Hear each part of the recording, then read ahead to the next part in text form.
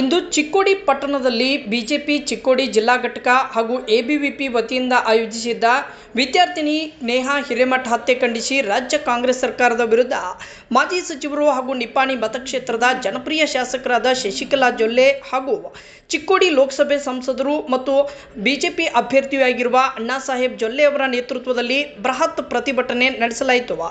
ಈ ವೇಳೆ ಮಾತನಾಡಿದವರು, ಕಾಲೇಜ್ ಕ್ಯಾಂಪಸ್ನಲ್ಲಿ ಸ್ವತಃ ಕಾಂಗ್ರೆಸ್ಸಿನ ಕಾರ್ಪೊರೇಟರ್ ಮಗಳಿಗೆ ನ್ಯಾಯ ಕೊಡಿಸಲು ಆಗದ ಈ ಸರ್ಕಾರ ಇನ್ನೂ ಕೋಟ್ಯಾಂತರ ಕನ್ನಡಿಗರಿಗೆ ರಕ್ಷಣೆ ಕೊಡುತ್ತಾರೆಂದು ಏನು ಗ್ಯಾರಂಟಿ? ನೇಹಾ ಹತ್ಯೆ ಮಾಡಿದ ಕೊಲೆಗಾರನಿಗೆ ಉಗ್ರ ಶಿಕ್ಷೆ ಆಗಬೇಕು.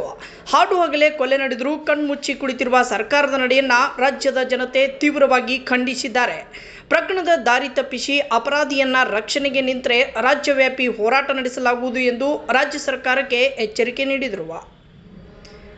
ಈ ವೇಳೆ ರಾಜ್ಯಸಭಾ ಸದಸ್ಯರಾದ ಈರಣ್ಣ ಕಡಾಡಿ, ಶಾಸಕರಾದ ದುರ್ಯೋಧನ ಐಹೊಳೆ, ಪಿಎಚ್ ಪೂಜಾರ್, ಬಸವರಾಜ್ ಹುಂದ್ರಿ ಸೇರಿದಂತೆ ಪಕ್ಷದ ಪದಾಧಿಕಾರಿಗಳು, ಕಾರ್ಯಕರ್ತರು, ಎಬಿವಿಪಿ ವಿದ್ಯಾರ್ಥಿಗಳು ಮತ್ತು ವಿವಿಧ ಹಿಂದೂಪರ ಸಂಘಟನೆಗಳ ಕಾರ್ಯಕರ್ತರು ಭಾಗಿಯಾಗಿದ್ದರು. ವರದಿ ರವೀಂದ್ರ ಭಜಂತ್ರಿ, ನಿಪ್ಪಾಣಿ ವಲಯ.